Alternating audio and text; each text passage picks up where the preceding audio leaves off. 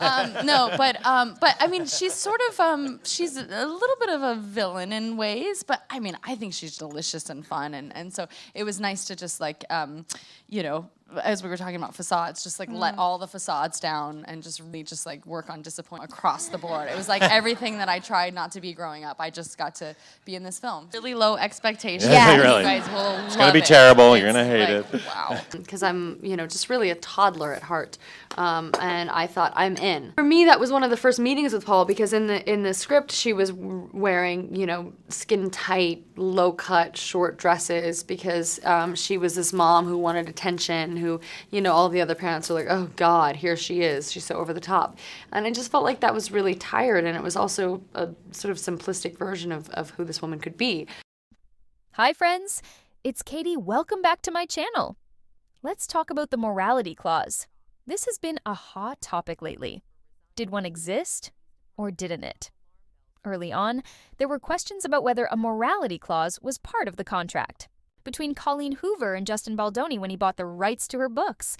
The theory was that if Justin violated such a clause, Colleen could reclaim the rights to her work. It was an interesting idea, brought up by someone in the industry, and it seemed like a way to make sense of a very confusing situation. However, Justin's attorneys have since clarified that no such morality clause existed in their contract. Justin owns the rights to It Ends With Us and It Starts With Us outright. It's a done deal. Colleen Hoover won't ever own the rights to those books being adapted into movies, and she can't use other production companies. Wayfair has the rights to make the sequel, regardless of the ongoing dispute with Blake Lively. Speaking of Blake, she's admitted over the years that she likes to take control of productions she's hired for. She pretends to be just an actress, but then exerts her influence behind the scenes. For example, in A Simple Favor, she didn't like how her character, Emily, was dressed, so she changed the entire wardrobe, making Emily wear pantsuits for the whole film. Blake didn't have a morality clause either, but she managed to negotiate terms that gave her significant power. So, is this a morality clause, or is it just extortion? When Blake signed her contract for It Ends With Us, she was given a vanity credit, which further cemented her control over the project.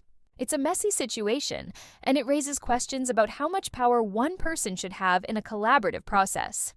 Let's dive deeper into what this means, and whether it's fair to everyone involved. A vanity credit is typically given to lead actresses, allowing them to be listed as executive producers without actually contributing much to the film. But Blake Lively wanted more than just a vanity credit. She wanted full control. She wanted to oversee the directing, the wardrobe, the script, the editing, and even the marketing. Essentially, she didn't want to answer to anyone. She wanted to be in charge of everything. Now, when you have valid complaints against someone, bringing those forward can lead to retaliation. Retaliation can take many forms: intimidation, unfair treatment, smearing someone's reputation, or even harassment and stalking. But Blake took this concept and turned it into a tool for control. She used the retaliation clause in her contract against Justin, Wayfair Studios, and Sony. Every time they said no to her demands, she threatened to sue, claiming they were illegally retaliating against her. For example, if Blake asked to see the dailies and was told no, she'd argue that this was retaliation for her complaints about an unsafe work environment.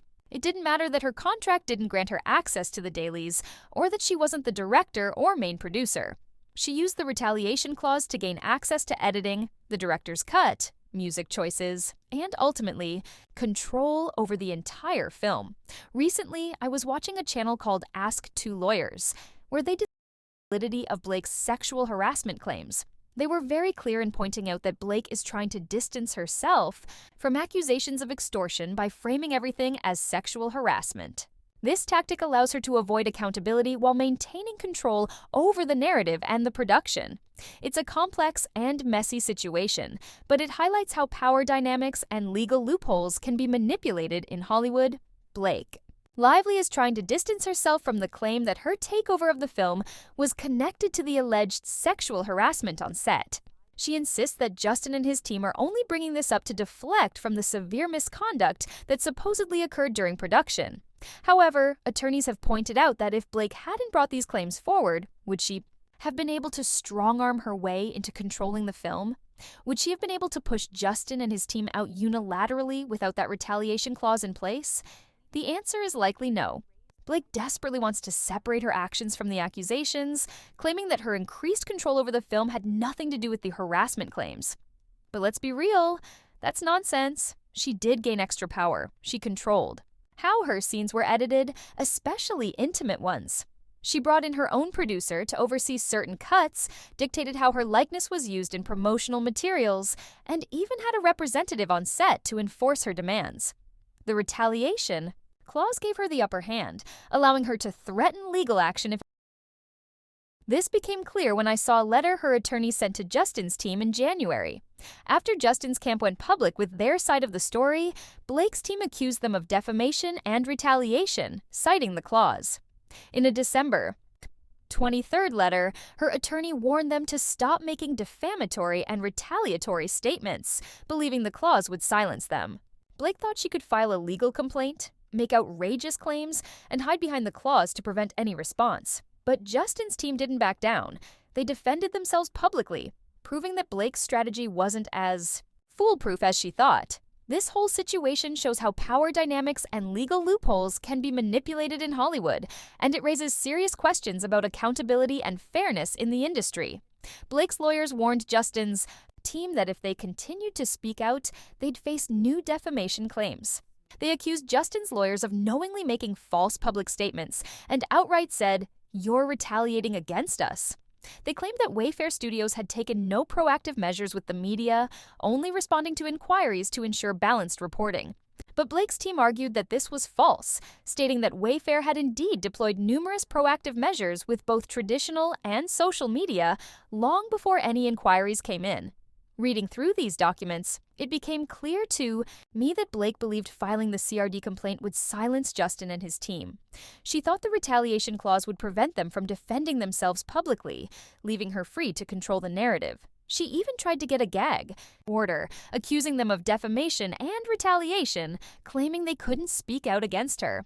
Blake wielded that 17-point complaint as leverage for power and control over the public narrative, the film, and Justin's ability to defend himself.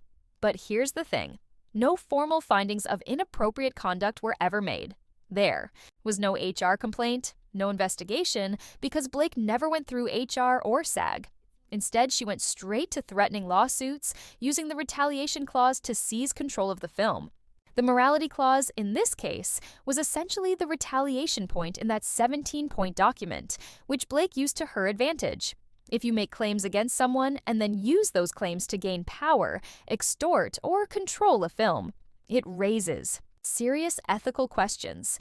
Blake thought she could bury Justin with the CRD complaint, but what she didn't understand is that once you sue someone, they're free to say whatever they want in legal documents and testimony. Justin and his team have absolute privilege in litigation, meaning they can't be sued for defamation over statements made during the case. Blake's attempt to silence them through the retaliation clause backfired because litigation changes the rules. Without that clause, would Blake have been able to take over the film? Probably not. In her previous film, The Rhythm, she had no control and clashed with producers over creative decisions. It's clear that the retaliation clause was her key to gaining the power she wanted in It Ends With Us. This whole situation highlights how legal tactics can be used to manipulate control in Hollywood, often at the expense of fairness and accountability. The producers and directors had their vision, and they stuck to it. They didn't budge, didn't compromise, and certainly didn't take her input into account. That was just the way things were. One of the major reasons the film took so long to make and release was because of constant on-set tensions between Blake Lively and the production team. She had no leverage, no real say in anything. She was simply an actress, paid for her role, nothing more.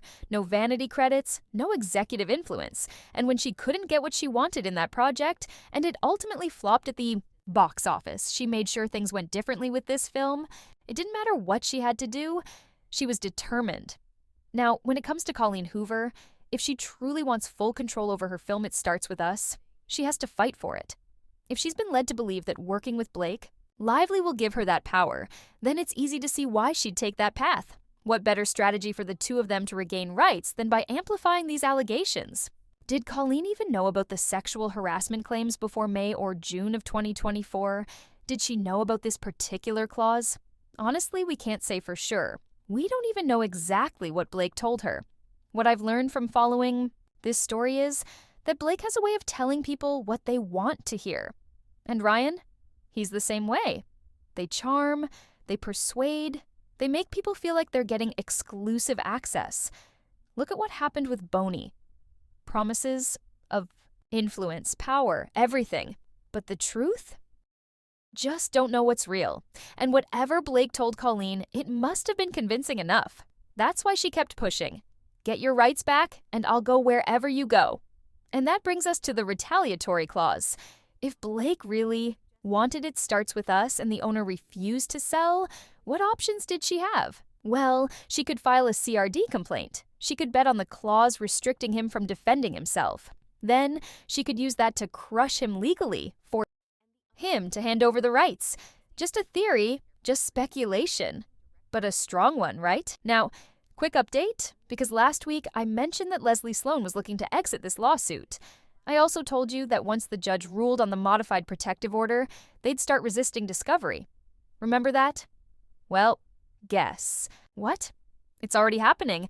Leslie Sloan is trying to dodge discovery just as expected. First, they wanted a protective order. Then, when asked for documents, they resisted. Next, they'll argue that discovery needs to be postponed. Oh, it's too much, too difficult, too burdensome. Now, Leslie is outright demanding a pause. She won't hand over anything until she knows whether the case gets dismissed. If it is, she won't have to turn in nearly as much. Bottom line, Leslie and these PR teams, along with Blake Lively, are doing everything they can to avoid exposing certain details. None of them want to give anything up.